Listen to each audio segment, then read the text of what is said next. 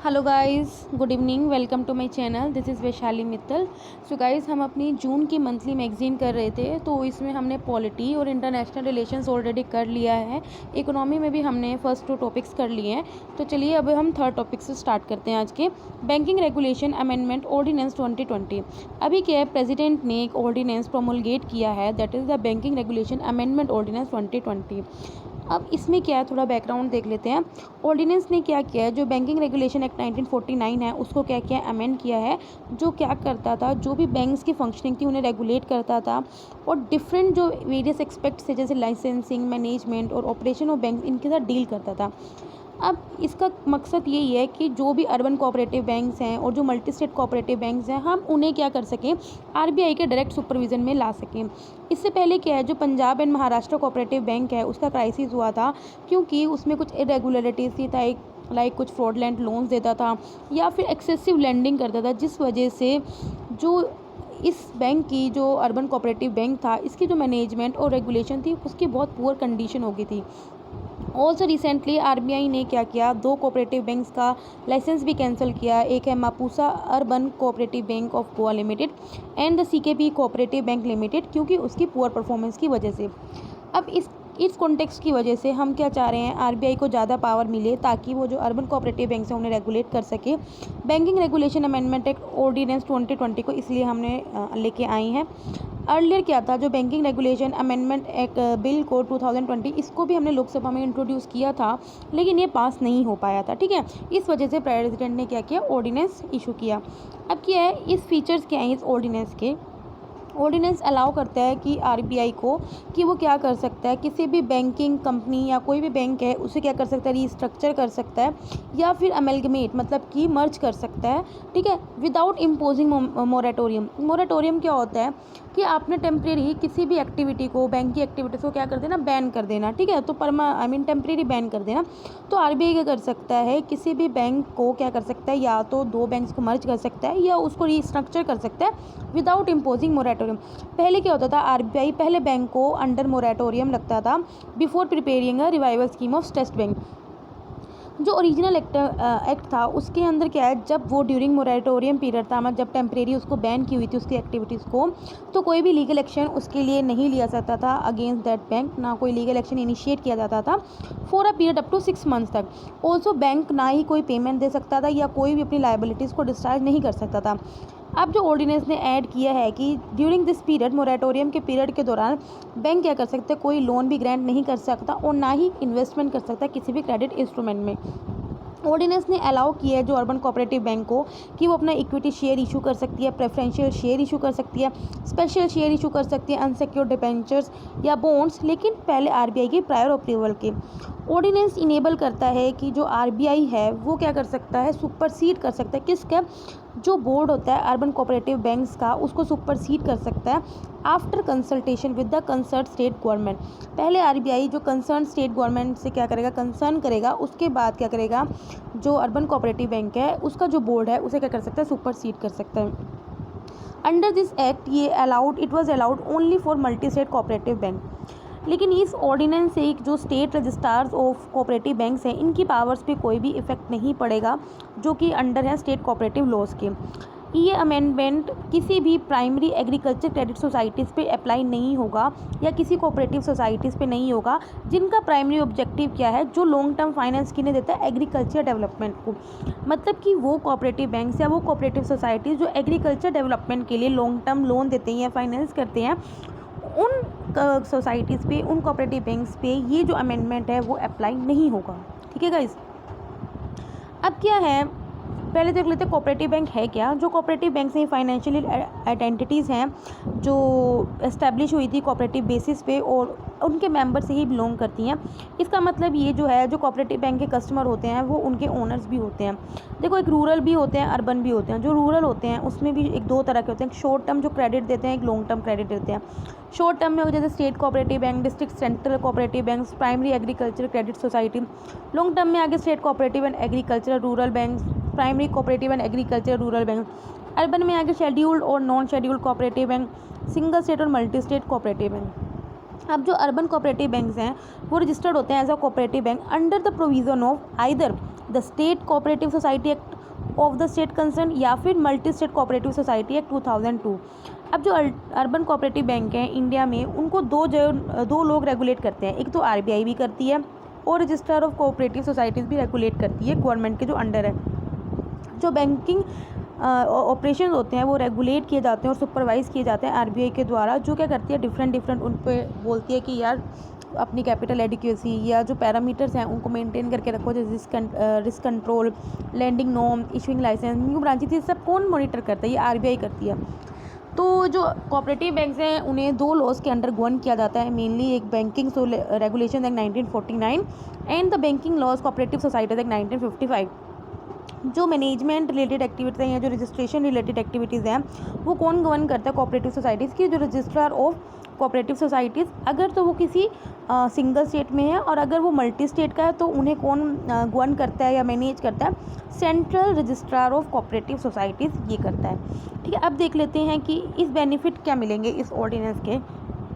इसका पहला बेनिफिट यही है कि अगर आप किसी बैंक को आप मोरेटोरियम के अंडर रखते हो तो ये मेनली क्या होता है, पब्लिक जो जैसे जनता है जो उसका पैसा है उस बैंक में, तो पब्लिक के अंदर क्या होता है, एक पैनिक कंडीशन आ जाती है और जो पब्लिक है वो अपना कॉन्फिडेंस लूज़ करने लगती है उस बैंक के प्रति।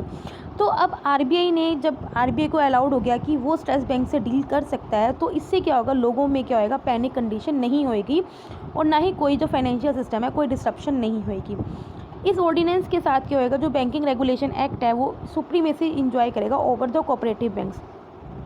और जो आरबीआई की पावर है कि मैनेजमेंट को या फिर किसी भी कोऑपरेटिव बैंक्स को मर्ज या डिसॉल्व करने की, वो ओवरराइड करेंगी as over the power of registrar of cooperative society. इससे क्या आएगा, जो कोऑपरेटिव बैंक्स की पुअर इश्यूज़ हैं या पुअर कंडीशन है या पुअर मैनेजमेंट है उसे भी आरबीआई कर सकती है, डील कर सकती है। ठीक है, ये प्रोविज़न अलाउ करता है कोऑपरेटिव बैंक्स को कि वो अपनी कैपिटल को रेज कर सके थ्रू सिक्योरिटी। अब इससे क्या होता है, इससे हम कोऑपरेटिव बैंक्स का कैपिटल बेस इंक्रीज़ कर सकते हैं। इक्विटी कैपिटल एक तरह की बफर की तरह काम करती है जो डिपॉजिटर्स को प्रोटेक्ट करती है in cases of smaller losses of the bank. जो जुरिस्डिक्शन होती है आरबीआई की वो ज़्यादा ट्रांसपेरेंट होएगी in the working of cooperative banks. इस तरह से जो इंटरेस्ट होंगे जो डिपॉजिटर्स को, वो भी क्या रहेंगे, सेफ रहेंगे। अब चैलेंजेस जो अभी भी परसिस्ट करेंगे अर्बन कोऑपरेटिव बैंक्स में, पहली बात जो इसके स्ट्रक्चरल इशूज़, मेनली जैसे जो अर्बन कोऑपरेटिव बैंक्स होते हैं वो एक सिंगल ब्रांच बैंक्स होते हैं, तो इनके पास यही प्रॉब्लम है कि एसेट रिस्क की बहुत प्रॉब्लम है। ठीक है, तो अगर इस एक ब्रांच है, इस एक ब्रांच में कुछ इशू होती है तो जो एंटायर का एंटायर बैंक क्या हो जाएगा, एक तरह से कोलैप्स हो जाएगा। ऑपरेशनल इश्यूज़ यही हैं कि ये स्टिफ कंपटीशन फेस करती हैं और फाइनेंशियल इंस्टीट्यूशन से, जैसे small finance bank, payment bank या एनबीएफसी, इन सबसे कंपटीशन फेस करती हैं। तो कस्टमर्स को अट्रैक्ट करने के लिए क्या करते हैं, नॉर्मली डिपॉजिटर्स को जो अनरीजनेबली हाई इंटरेस्ट दे देते हैं, जिस वजह से क्या होगा, ये खुद क्या हो जाता है, कोलैप्स हो जाते हैं। अब क्या है, simultaneous jurisdiction of cooperative societies and RBI. अभी हमने देखा है कि कोऑपरेटिव बैंक्स को डुअल गवर्न किया जाता है, आरबीआई के द्वारा भी और कोऑपरेटिव सोसाइटीज़ एक्ट के द्वारा भी, जिस वजह से क्या है कि इनकी जो दोनों की जुरिस्डिक्शन है वो ओवरलैप हो सकती है और कभी कभी क्या है, कुछ आप रीच में नहीं पहुंच सकते, किसी कंक्लूजन पे नहीं पहुंचने में दिक्कत होगी। मैनेजमेंट इश्यूज़ हैं जो मेनली जो अर्बन कोऑपरेटिव बैंक्स हैं वो डोमिनेट किए जाते हैं पॉलिटिकल इंटरेस्ट के द्वारा, जिस वजह से जो वहाँ पे अपॉइंटमेंट्स होता है स्टाफ का वो मेनली पॉलिटिलाइज्ड होता है। ऑलरेडी सेंक्शन, इस वजह से फ्रॉड लोन भी सेंक्शन होते हैं, जिस वजह से जो बाद में क्या होता है, दिक्कत हो जाती है। ठीक है, तो ये वे फॉरवर्ड क्या है, देखो पहली बात तो हमें फेयर रिक्रूटमेंट करनी चाहिए, एफिशिएंसी को इम्प्रूव करने के लिए, ट्रांसपेरेंसी इंक्रीज़ करने के लिए, फेयरनेस प्रमोट करने के लिए पहली बात हमें जो डिसीजन मेकिंग प्रोसेस होनी चाहिए जो स्टाफ एडमिनिस्ट्रेशन की या क्रेडिट ग्रांट करने के लिए, तो हमें क्या करनी चाहिए, क्लियरली क्या करना चाहिए, लिखा होना चाहिए। इंडिपेंडेंट ऑडिटिंग होनी चाहिए। माधव राव कमेटी ने सजेस्ट किया था कि जो यूसीबी की जो ऑडिट होता है, जो मॉनिटर होता है, उसके लिए एक इंडिपेंडेंट एक्सटर्नल ऑडिटर्स होने चाहिए जैसे कमर्शियल बैंक्स के लिए होते हैं। आरबीआई ने भी प्रपोज किया था एक अम्ब्रेला ऑर्गेनाइजेशन होना चाहिए अर्बन कोऑपरेटिव बैंक्स के लिए, जिनका काम सिर्फ उन्हें लिक्विडिटी एक्सटेंड करना ही नहीं, इवन कि कुछ उनका आईटी इंफ्रास्ट्रक्चर को एनहेंस करना है, जिससे क्या है कि वो अपने सर्विसेज की रेंज क्या कर सके, बढ़ा सके, वाइड कर सके, एक्सपेंड कर सके। ठीक है, ऑर्डिनेंस ने ज़्यादा पावर आरबीआई को दे दी है, तो इस वजह से अब अर्बन कोऑपरेटिव बैंक्स रेगुलेट अच्छा कर पाएंगे, तो आरबीआई को भी क्या आएगा, अपनी जो सुपरवाइजरी कैपेसिटी को भी बढ़ाना पड़ेगा। ठीक है, आई होप आपको ये समझ में आया हो। ठीक है, नेक्स्ट स्टार्ट करते हैं पेमेंट इंफ्रास्ट्रक्चर डेवलपमेंट फंड। अभी क्या है, आरबीआई ने अनाउंस किया है कि वो पेमेंट इंफ्रास्ट्रक्चर डेवलपमेंट फंड को क्रिएट करेगी। अब पेमेंट इंफ्रास्ट्रक्चर डेवलपमेंट फंड के अकॉर्डिंग इसमें 500 करोड़ पे दिए जाएंगे। इसमें क्या करेंगे, हम पॉइंट ऑफ सेल्स जो इंफ्रास्ट्रक्चर हैं उनको डिप्लॉय करेंगे फिजिकल और डिजिटल मोड्स में।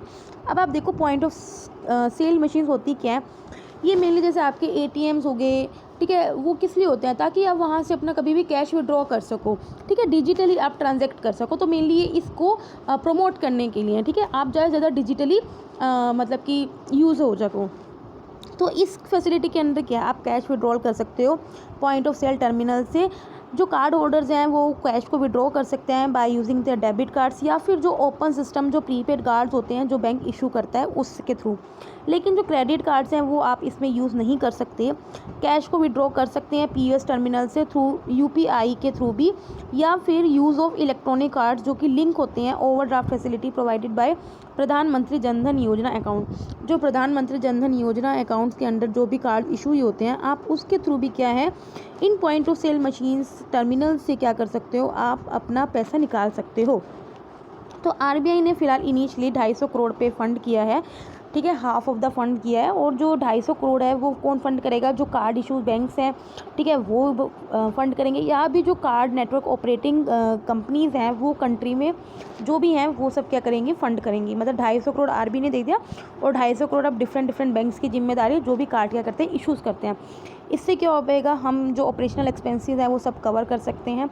आरबीआई कंट्रीब्यूट करेगा टू ईयरली शॉर्टफॉल, जो भी कमी आ रही है या पैसे की कमी हो रही है तो वो सारा आरबीआई कवर करेगा, कंट्रीब्यूट करेगा। जो ये पेमेंट इंफ्रास्ट्रक्चर डेवलपमेंट फंड है ये कौन करेगा, एडवाइजरी काउंसिल होगा जो कि मैनेज और एडमिनिस्ट्रेट की जाएगी आरबीआई के द्वारा। ये जो हमने पीआईडीएफ फंड जो सेटअप किया है वो हमने नंदन नीलेकानी कमेटी के कहने पे किया था, जिसका काम यही था कि हम जो ज़्यादा से ज़्यादा डिजिटल पेमेंट को इंक्लूड कर सके, ठीक है, इनकलकेट कर सके कि हम हर एक बंदे तक डिजिटल इंफ्रास्ट्रक्चर या डिजिटल पेमेंट को लेके जा सकें। लास्ट ईयर आरबीआई ने अनाउंस किया था कि वो एक्सेप्टेंस डेवलपमेंट फंड को भी सेटअप करेगी, जिससे हम रूरल इंडिया में भी लास्ट माइल पेमेंट्स को नेटवर्क को बढ़ा सकें, ताकि वहाँ का भी हर एक बंदा डिजिटली क्या कर सके, ट्रांजैक्ट कर सके, ठीक है। और कुछ देख लेते हैं और अदर रिकमेंडेशन जो कमेटी ने दी थी, deepening of digital payment chaired by जो नंदन नीलेकानी कमेटी ने चेयर की थी। तो उन्होंने और क्या रिकमेंडेशन दी थी, उन्होंने ये बोला था कि जो इम्पोर्ट ड्यूटीज़ है उन्हें रिमूव करना चाहिए from point of sale devices से, और जीएसटी भी हमें वेव करना चाहिए ऑन इमीडिएट पेमेंट सर्विस पे। गवर्नमेंट की payment must be done through digitally means होना चाहिए, इंक्लूडिंग पेमेंट फॉर जी goods and service procure, direct benefit transfer, salaries and the pension. हमें यूज़ करना चाहिए वैलिडेशन सर्विस जैसे पब्लिक फाइनेंशियल मैनेजमेंट सिस्टम या national payments corporation of India, ताकि जो ट्रांजैक्शन फेलियर के इंसिडेंट्स हैं उन्हें हम रिड्यूस कर सके बिकॉज ऑफ रॉन्ग अकाउंट या आधार डिटेल्स। हमें ग्रीवेंस रिड्रेसल मैकेनिज्म भी एक सेटअप करना चाहिए, जिससे हम क्या हो सकता है, पर्टिकुलरली वर्नैकुलर लैंग्वेज, मतलब कि जो उस स्टेट की भाषा है या जो उस डिस्ट्रिक्ट की भाषा है उसमें हमें एक ग्रीवेंस रिड्रेसल मैकेनिज्म सेटअप करना चाहिए, जिससे हम क्या कर सकते हैं, कनेक्टिविटी को वो असेस कर सकते हैं और जो भी ऑथेंटिकेशन एरर्स होती हैं डायरेक्ट बेनिफिट ट्रांसफ़र में उसे हम डील कर सकें। डिजिटल पेमेंट सब कमेटी को भी एक सेटअप करना चाहिए स्टेट लेवल पे, जो क्या कर सके, जो भी फाइनेंशियल इंस्टीट्यूशंस हैं उनके गैप्स को आइडेंटिफाई कर सके, और आरबीआई क्या कर सके, एक फाइनेंशियल इंक्लूसिव इंडेक्स को डेवलप कर सके, ताकि हम डिफरेंट एरियाज़ को क्या कर सके, कंपेयर कर सकें, ठीक है। अभी आप देखो कहीं पे बहुत ज़्यादा पॉइंट ऑफ सेल्स होंगे, कहीं पे नहीं है, तो हमें ये गैप को क्या करना है, कंपेयर करना है। अब एक्सपेक्टेड बेनिफिट्स क्या हैं, जो पेमेंट इंफ्रास्ट्रक्चर डेवलपमेंट फंड है इसके बेनिफिट्स क्या हैं। पहली बात तो यही है कि अभी जो mainly point of sale terminals हैं उनके सबसे ज़्यादा वो टायर 1 और टायर 2 सिटीज़ में है। अब इससे क्या आएगा, हम शिफ्ट कर सकेंगे टायर 3 to 6 सिटीज़ में और नॉर्थ ईस्टर्न स्टेट्स में, जहाँ पे पॉइंट ऑफ सेल टर्मिनल्स या तो बहुत कम है या तो फिर है ही नहीं, ठीक है। इससे क्या आएगा, जो फिर डिजिटल पेमेंट्स हैं, हम जो उनका गैप है वो हम फिल कर सकते हैं, इंफ्रास्ट्रक्चर को इम्प्रूव कर सकते हैं अक्रॉस द कंट्री, स्पेशली कहाँ पे जो अंडर सर्व्ड एरिया हैं। S&P ग्लोबल की रिपोर्ट के अकॉर्डिंग जो इंडिया की कार्ड और मोबाइल पेमेंट्स है वो अक्टूबर से दिसंबर के महीने में 2019 के वो 20% ऑफ GDP इंक्रीज़ हुई है। PIDF इंक्रीज सिग्निफिकेंटली इंक्रीज़ करेगा merchant base for accepting the digital payment. ठीक है गाइस, आई होप आपको समझ में आया। नेक्स्ट टॉपिक स्टार्ट करते हैं, बायलैटरल इन्वेस्टमेंट ट्रीटी। अभी क्या है, इंडिया ने अटेम्प्ट किया है ताकि वो इन्वेस्टमेंट को अट्रैक्ट कर सकें, तो इंडिया क्या कर रहा है, जो अपनी बायलैटरल इन्वेस्टमेंट ट्रीटी है जो 2016 की, उसे रिव्यू कर रहा है। अब बायलैटरल इन्वेस्टमेंट ट्रीटी होता क्या है? बायलैटरल इन्वेस्टमेंट ट्रीटी वो ट्रीटीज़ होती हैं दो कंट्रीज़ के बीच में होती है। उसमें क्या करते हैं हम, दोनों कंट्रीज़ एक दूसरे के जो इन्वेस्टमेंट मेजर्स हैं उन्हें क्या करती हैं, प्रोटेक्ट करती हैं। भाई सपोज़ करो इंडिया और USA में कोई एग्रीमेंट हुआ, ठीक है। अब जो USA का बंदा अगर इंडिया में इन्वेस्ट करेगा तो वो चाहता है ना कि मेरी जो इन्वेस्टमेंट है वो प्रोटेक्ट रहे। तो यही करते हैं कि हम इन्वेस्टर्स के जो इंटरेस्ट हैं, उनका जो इन्वेस्टमेंट है उसे क्या कर सके, प्रोटेक्ट कर सके। तो यही काम करती है बायलैटरल इन्वेस्टमेंट ट्रीटी। ये ट्रीटीज़ कुछ कंडीशन भी इम्पोज करती हैं कि आप किस तरह से, जो होस्ट स्टेट है वो किस तरह से रेगुलेटरी उसका बिहेवियर क्या आएगा, और लिमिट इंटरफेरेंस करती है with the rights of foreign investor.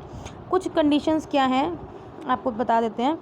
कुछ कंडीशन ये हैं कि होस्ट स्टेट को रेस्ट्रिक्ट करना फ्रॉम एक्सप्रोप्रिएटिंग, मतलब कि आप ओनर की कुछ प्रॉपर्टी नहीं ले सकते, ठीक है। Barring for public interest with adequate compensation, ये ऑब्लिगेशन इम्पोज करती है कि होस्ट स्टेट को फेयर और इक्विटेबल ट्रीटमेंट करना है फॉरेन इन्वेस्टमेंट के इन्वेस्टर के साथ भी।